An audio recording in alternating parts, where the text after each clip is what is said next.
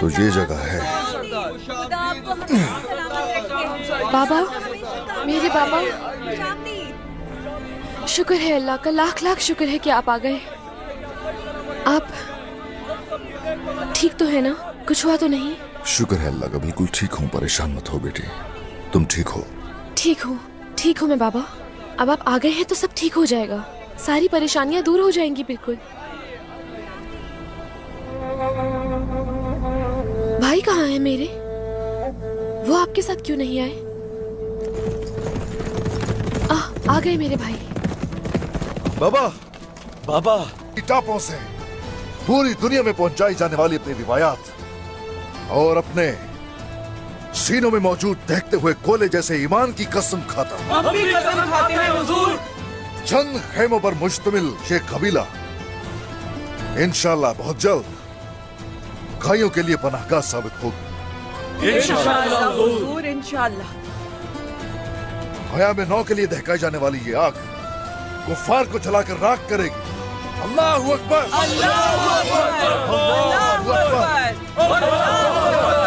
अकबर, अल्लाहु अकबर,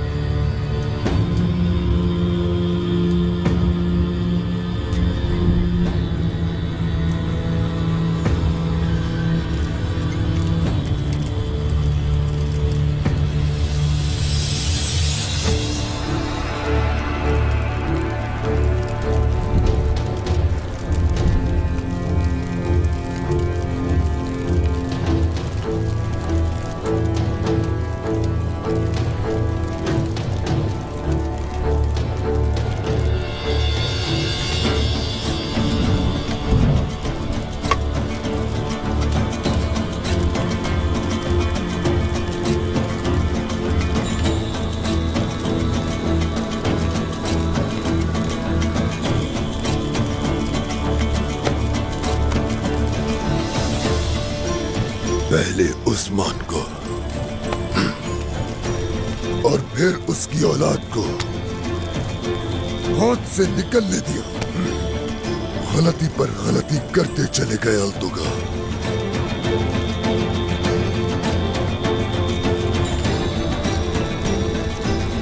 तुम्हें इन गफलतों की सजा झेलनी होगी। जहन्नुम जाने का इंतजार नहीं करना पड़ेगा। अरले खान के अजाब से पहले उलूगान के अजाब से निमटना होगा।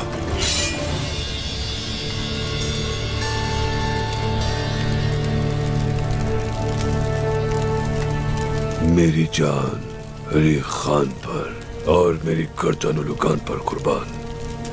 ये आग मेरे लिए कम है। उतार दो मेरी गर्दन उलूगान, फेंक दो मुझे आग के इस घड़े में।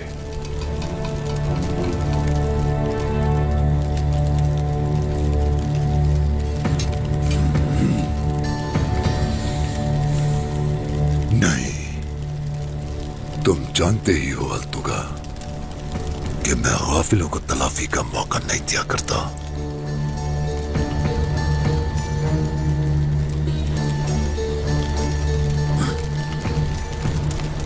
सिपाहियों, बुझा दो।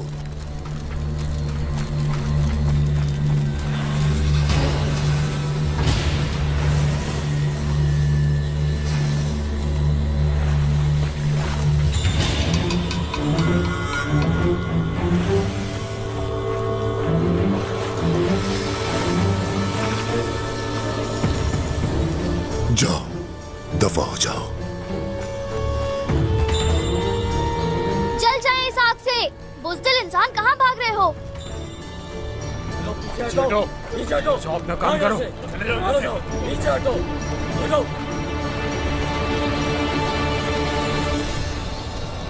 वो गफलत जिसका तुम शिकार हुए, लुकास, जान लो कि खुश नसीब सिर्फ अल्तुगा नहीं, तुम भी हो। मेरे सिपाही सरहदों पर मौजूद हैं। जो कुछ भी करना है मैं उसके लिए तैयार हूं। उलूगान, उस्मान रियासत की हदूद से कभी नहीं भागेगा। जल्द या बदेर मिल ही जाएगा। तब तक हमें इंतजार करना होगा। एक दूसरे का साथ देना ही बेहतर रहेगा।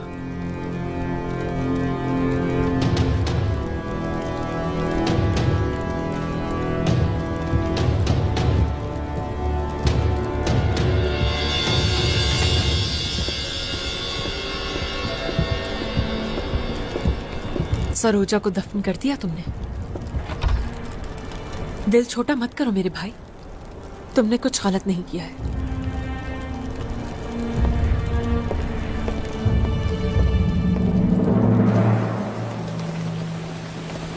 बिस्मिल्लाहिर्रहमानिर्रहीम।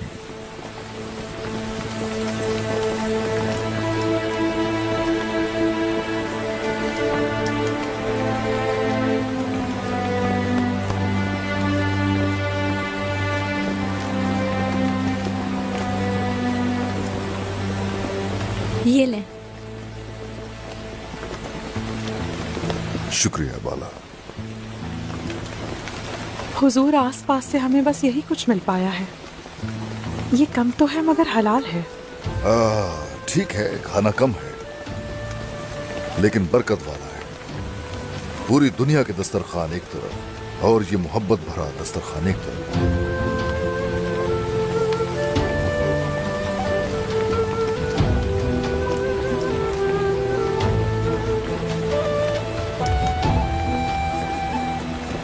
क्या हुआ? आप खाएंगे नहीं? नहीं, भूख नहीं है बाला। अभी नहीं, पहले बच्चे और खौतीन खा लें। नहीं, ये मुमकिन नहीं है बाबा। आपको खाना खाना चाहिए क्योंकि अभी लंबा सफर करना है। बिल्कुल। और आपने अपना खैमा भी तैयार करने नहीं दिया और ठंड भी हो रही है, थोड़ा सा तो खा लें। बाला, हमारे लोगों की हालत देखो, बेघर हो चुके हैं।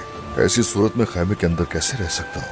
नहीं, हम वैसे भी उन लोगों से मुख्तलिफ नहीं है। ठीक है। जमीन हाथ से निकल गई लेकिन रिवायत बाकी है और हमेशा बाकी रहेंगी। अगर कबीले और महल हमारी पनाहगाह नहीं होते तो ऐसी सूरत में ये जंगल हमें आगोश में ले लेते हैं। फिक्र मत कीजिए, नए सिरे से शुरुआत की जाएगी और अल्लाह हमारा साथ देगा। अल्हम्दुलिल्लाह। अल्हम्दुलिल्लाह, अल्हम्दुलिल्लाह। लेकिन सरदार, अलबाई की धोखेबाजी हो गई। काइयों से हम में से कोई गद्दार कैसे पैदा हो सकता है, यकीन नहीं आ रहा मुझे। अगर तुम लोग असल काई को देखना चाहते हो तो आयशा को देखना चाहिए।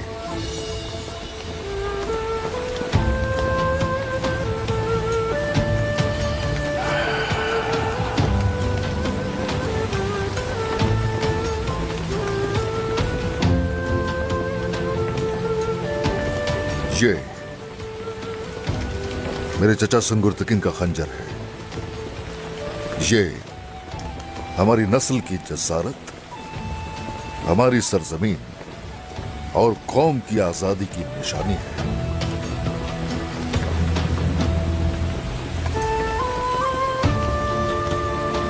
मुझे अपना बचाव करने के लिए खंजर आयशा ने दिया। आयशा ने अपनी बहादुरी से साबित कर दिया कि अपने वालिद की वो सगी औलाद है। और वो भी क्या कमाल अंदाज से किया। आयशा वो गाजी का साथ भी दे रही होगी। वो उसे तन्हा नहीं छोड़ेगी, है ना? नहीं छोड़ेगी, बिल्कुल नहीं छोड़ेगी। तुम परेशान मत हो, हम गाजी को जल्द ही छुड़ा लेंगे। गाजी ठीक है और ठीक ही रहेगा। छुड़ा लेंगे ना? ठीक कहा ना मैंने, हम छुड़ा लेंगे ना? इंशाल्लाह। गाजी के साथ साथ रियासत को भी जल्द ही आजाद करवाएंगे हम इंशाल्लाह। लेकिन ये सब करने के लिए जिस्म को तवानाई की जरूरत है।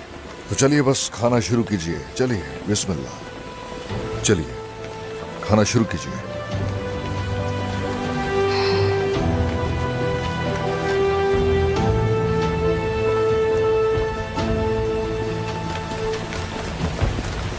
आमीन। ख्वामख्वाह गिड़गिड़ा रहे हो गाजी। हमें कोई शिकस्त नहीं दे सकता। हम ताकतवर हैं। मंगोल। तुम ताकतवर हो। ओलुगान तुम्हें इस्तेमाल कर रहा है। तुम मर भी गए तो उसे कोई फर्क नहीं पड़ेगा। उसे किसी पर तरस नहीं आता। वो इंसान नहीं है चचा, और ना उसका साथ देने वाले। लेकिन क्या उस्मान सरदार भी ऐसे ही हैं? मेरे बाबा और सिपाहियों को अपना भाई समझते हैं। काश आप भी हमारे साथ होते चचा।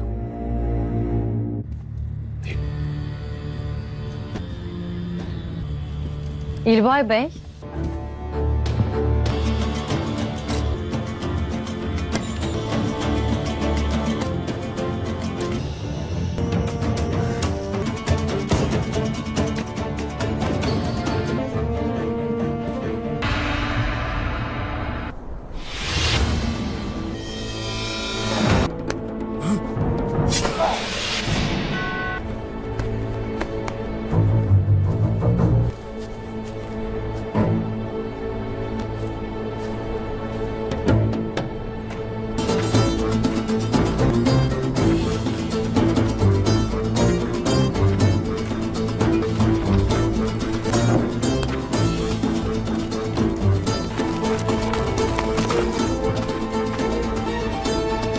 अस्सलामुअलैकुम नाज़रीन। एपिसोड की शुरुआत में हम देखते हैं उस्मान साहब बुजुर्ग से कह रही होते हैं खामोश रहे, कहीं नौकर हमारी बात ना सुने। उस्मान साहब के साथ भी आहिस्ता आहिस्ता कमरे बेदान हो जाते हैं। बुजुर्ग उस्मान साहब से कहते हैं, मेरे हुजूर, हम सब निजात के लिए दुआ करते रहते हैं।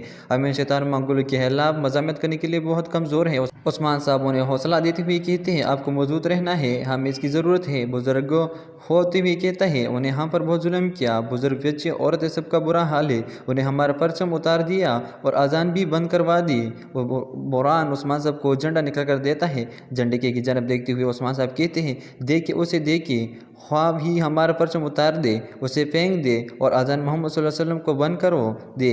हम हमेशा अल्लाह का जिक्र करते रहेंगे। वो देखेंगे और जानेंगे कि ना हमारा परचम उतरेगा और ना हमारी अजान बंद होगी, वरना ही तुर्कों को गुलाम बना सकते हैं। आप बिल्कुल परेशान ना हो। बुजुर्ग कहते हैं, अल्लाह आपको लंबी ज़िंदगी दे मेरे हुजूर। इसमें उरहान अलाउद्दीन उसे फेंक के साथ निकला जाता है। उन्हें देखते हुए उस्मान साहब कहते हैं, माशाल्लाह, तुम तो वक्त पर पहुँचे हो। कबीले के पास क्या सूरत हाल है? तो उरहान कहता है, मेरे हुजूर, हमने इतनी तबाही मचाई है, लेकिन जब वो उलगान उसके बारे में सुनेगा तो पागल हो जाएगा। अलाउद्दीन कहता है, वो सोच रहा होगा कि हम कबीले पर दावा बोलने वाले हैं। उस्मान साहब इन दोनों का शुक्रिया अदा करते हैं। सरोजा कहता है, मेरे हुजूर, अगर आप मुझे इजाज़त दे तो मैं सऊद में अपना परचम बुलंद करना चाहता हूँ। मैं अशरफ के लिए अपनी जान कुर्बान करने के लिए तैयार हूँ। जो हमें उस्मान साहब कहता है, शुक्रिया, तुम हक पे हो। अपने बाबा बुरहान भाई और इन जंगजू के लिए जो रियासत ले लिए लड़ते, तुम्हें ये करना चाहिए, उन्हें याद रखना चाहिए। बोरान झंडा उसे देती है और उस्मान साहब उसे कहते हैं, अब हमारे शोर करने के बाद सब कुछ बेनकाब हो जाएगा। के बाद काई कबीले में अल्लाह तुगा एक बार फिर उलगान के सामने जा पहुँचता है। घुटने टेंगने के बाल बैठता हो तो उलगान उसे पूछता है, क्या तुमने उस्मान को तलाश कर लिया? उलगान एक बार फिर कहता है, नहीं। उलगान पूछते हैं, फिर यहाँ क्यों आए हो? क्या तुम्हें मौत की ख्वाहिश है? जाओ में उलगान कहता है, उस्मान को तलाश करने के दौरान मैंने सुना है कि कबीले के करीब को गाँव और चौकियों पर हमला हुई है, उन्हें तमाम नौकरों को मार डाला है। ये उस्मान का काम है। उलगान उससे कहता है, ये क्या कर रहे हो तुम?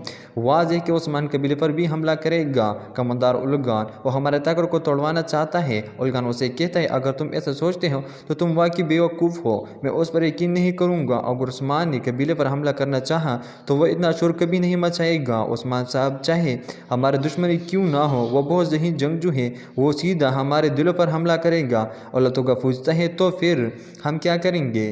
जो उलगान कहता है, वो अपनी अकल के मुताबिक हरकत करेगा, लेकिन मैं उसकी जान में नहीं पड़ूंगा। यकीन सऊद पर हमला करेगा। चलो हम सऊद जाएंगे। एक कहते साथ वो आगे बढ़ जाते हैं। जंगल में हलीमा मुसलसल आगे बढ़ती जाती है। बल्लाहातुन सिपाहियों के साथ इसके पीछे पीछे होती है। तो सिपाही कहता है, हम बहुत दूर आगे हैं बल्लाहातुन, आप बेहोश नहीं है। हलीमा को देखते हुए बल्लाहातुन कहती है, ये नदी के पास क्यों जा रहे हैं? आगे बढ़ती हुई हलीमा एकदम से रुक जाती है और सर पकड़ते हुए कहते हैं, लानत हो, ये सरदर्द कहाँ से आ गया? ये कहते साथ वो गिर जाती जाती है तो बाला हाथों सिपाही के साथ भागते भागते इसके पास जाती है और उसे कहती है, बेटी बेटी तुम ये क्या कर रही हो, क्या तुम हैरियत से हो? तो हलीमा कहती है, मेरा सर दर्द कम नहीं हो रहा है, मैं दरिया के किनारे जड़ी बूटी के लिए लेने आई थी। बाला हाथुन कहती, आह मेरी छोटी बच्ची, काश तुमने अलाउद्दीन को बताया होता, उसने कोई इलाज ढूंढ लिया होता। हलीमा कहती, उन्हें मेरे लिए दवा तैयार की थी लेकिन उससे काम नहीं किया। मेरा दादी कहती थी कि दरिया के किनारे कुछ जड़ी बूटियाँ होती हैं तो मैं इसलिए यहाँ आई थी। यह सुनते साथ बाला हाथुन उसे गले लगा देती हैं। हलीमा पीछे हटते हुए कहते हैं, हम इतनी दूर आ गए हैं, आपने मेरे पीछे क्यों किया बाला हाथुन, चले हम वापस चलते हैं। तो बाला हाथुन उसे कहते हैं, नहीं मेरी बेटी, जब कम यहाँ आएंगे जड़ी बूटियाँ तलाश करेंगे और तुम्हारे दर्द का इलाज करते रहेंगे। इससे पहले कि वो आगे बढ़ती हैं सोफिया सिपाहियों के साथ वहाँ पहुँच जाती हैं। सोफिया को देखकर बाला हाथुन हैरान व परेशान हो जाती हैं और हलीमा को अपने पीछे कर लेती हैं। फिर सोफिया उसे कहती है, क्या तुमने मेरे खुशबू सूंघ ली? जवाब में सोफिया कहती है, मुझे यकीन नहीं आया जब मेरे सिपाहियों ने कहा कि उन्हें तुम्हें देखा है, तुम खुद मेरे पास आ गए हो बाला। फिर तलवार बयान करते हुए कहता है, अब हथियार डालो। इसके बाद इसके साथ ही दोनों के दरमियान लड़ाई शुरू हो जाती है। लड़ाई के दौरान शुरू में बाला हाथुन के दोनों सिपाही मारे जाते हैं। लड़ती हुई हलीमा सोफिया पे हमला कर देती है तो सोफिया तलवार इसके गले पर तान लेती है। कहती है, तुमने खूब काम किया चोटी चढ़िया, बाकी काम तुम्हारे हाला करेंगे। फिर चला जाती हुई बाला हाथुन से कहते हैं, हथियार डालो बाला, वरना मैं उन्हें शैतान को मार डालूंगा। यह सुनकर बाला हाथुन परेशान होती हुई रुक जाते हैं और कहते हैं, नहीं लड़की को छोड़ दो। हलीमा बाला हाथुन से कहती है, ये मेरी वजह से हुआ है बाला हाथुन, मेरी वजह से। तो बाला हाथुन से कहती है, तुम्हारे इसमें कोई कसूर नहीं है बेटी, ये कुत्ते अच्छी तरह जानते हैं कि किस तरह किसकी पीछे छुपना है। सोफिया, यही फ़र्क है तुम में और मुझ में, तुम बुज़दिल हो, यही कहते हैं। साथ बाला हाथुन डाल देते हैं तो सोफिया कहती है, दानिशमंद अक़दाम क्या है दोस्त, लेकिन इस बार तुम्हारे पास फरार का कोई रास्ता नहीं है।